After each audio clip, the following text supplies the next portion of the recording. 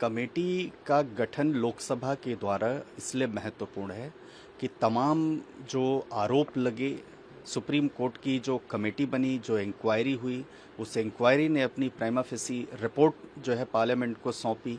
तो उस सब के बाद ये ज़रूरी हो जाता था कि क्या एक्चुअल में सच्चाई है, कितना जो आरोप है कैश जलने का वहाँ पर सरकारी बंगले पर, और कौन कौन से लोग इस पूरे प्रोसेस में इन्वॉल्व थे।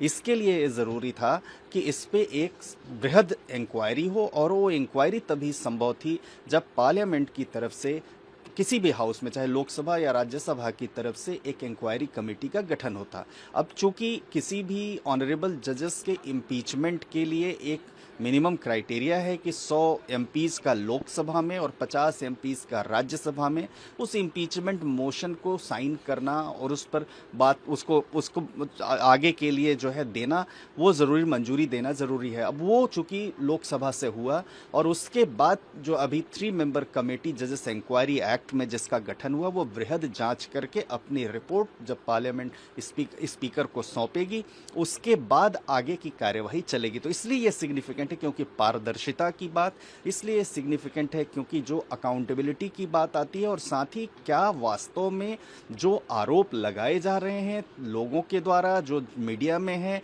और वहाँ से जो मटेरियल मिला उसमें कितनी सत्यता है और कौन कौन से लोग इन्वॉल्व थे, वो इंक्वायरी से ही आएगा। और वो इंक्वायरी तभी संभव होगी जब जो है पार्लियामेंट कमेटी का गठन करेगा और रिपोर्ट आएगी। न्यायपालिका पर जनता को 100% विश्वास है। एक या दो ऐसे इंसिडेंट से जो हमारे देश की पारदर्शी न्यायपालिका है, जो अकाउंटेबल न्यायपालिका है, जो न्याय देती है लोगों को, उसके ऊपर कभी कोई संकट नहीं है कि ऐसी गतिविधि, ऐसी आप देखें तो पहले भी इंसिडेंट्स आते रहे हैं, ऐसा नहीं है कि ये पहली बार आया है। उससे न्यायपालिका के बृहद स्वरूप या न्यायपालिका की स्वतंत्रता पर या न्यायपालिका के लिए लोगों के मन में अविश्वास जैसी कोई बात नहीं है। ऐसे इंसिडेंट्स हैं और न्यायपालिका ने अपना काम बखूबी किया। ऑनरेबल सुप्रीम कोर्ट के जजेस ने जैसी वो बात है इंक्वायरी करके अपनी रिपोर्ट सौंपी, और अब जो है लोकसभा में जब लोकसभा स्पीकर ने कमेटी बना दी, वो कमेटी भी उसमें देखेंगे एक ऑनरेबल सुप्रीम कोर्ट के जज हैं, एक honourable chief justice Rajasthan high court के हैं, और एक बड़े नोटेड जुरिस्ट हैं। तो ये तीनों जो है जब अपनी रिपोर्ट सबमिट करेंगे तो उस रिपोर्ट के बेसिस पर आगे की कार्रवाई बढ़ेगी। तो न्यायपालिका के ऊपर कहीं कोई ऐसी बात नहीं आई है। न्यायपालिका बड़ी स्वतंत्रता से और बड़ी पारदर्शिता से अपना कार्य कर रही है। महाभियोग की प्रक्रिया वो इसलिए है क्योंकि अगर ऑनरेबल हाई कोर्ट और सुप्रीम कोर्ट के जजेस को इम्यूनिटी नहीं होगी तो हर व्यक्ति जो है किसी भी डिसीजन गलत हुआ और उसमें आरोप लगाना, फिर मुकदमेबाजी करना, वो सब कर देगा। इसलिए कॉन्स्टिट्यूशनल जजेस को इम्यूनिटी संविधान में दी गई है। तो महाभियोग की प्रक्रिया ये है कि जो देश का संविधान का सबसे बड़ा हमारा तंत्र है, जिसको हम लेजिस्लेचर कहते हैं, जब विधायिका के सामने बात जाती है, और विधायिका में दोनों सदनों में खास तौर से लोकसभा और राज्यसभा में जो मिनिमम क्राइटेरिया है वो उसके मुताबिक जब वो पास होता है इम्पीचमेंट मोशन का, तो अभी तो इम्पीचमेंट हुआ नहीं है, अभी तो शुरुआती दौर है।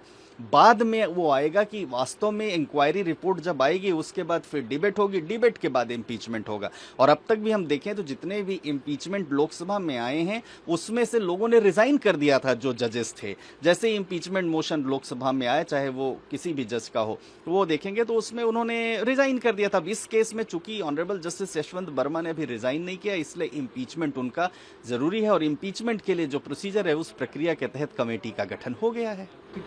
एक सिचुएशन लेते हैं, अगर ये सारी कार्रवाई हो जाती है और सब कुछ सही पाया जाता है कि दोषी मान लिए जाते हैं, तो इस पूरे मामले में केवल जस्टिस यशवंत वर्मा तो नहीं रहे होंगे, क्योंकि एक बड़ा मामला है और लोग भी इसमें शामिल हो सकते हैं। हर व्यक्ति यही बात कह रहा है, हर व्यक्ति हैं और लोग भी शामिल हो सकते हैं। तो उन लोगों पर क्या कार्रवाई, कानूनी कार्रवाई बन सकती है? जब देखिए एफआईआर, क्योंकि सबसे पहले प्रथम दृष्टया जो अगर इम्पीचमेंट, मान लीजिए इंक्वायरी में नाम आता है और इम्पीचमेंट होता है, तो एफआईआर दर्ज होगी। एफआईआर जब दर्ज होगी तभी उससे जो जुड़े हुए लिंक हैं किसने पैसा दिया, किस कार्य के लिए पैसा दिया, कहाँ से पैसा आया, क्या फेवर लिया गया, और उन सारे लोगों का तभी वो जब इंक्वायरी होगी तभी आएगा। पहले चूंकि प्रथम दृष्टया इनके ऊपर एफआईआर नहीं हो सकती ऑनरेबल जस्टिस यशवंत वर्मा के ऊपर, तो इसीलिए बाकी लोगों भी जांच के दायरे में नहीं आ सकते।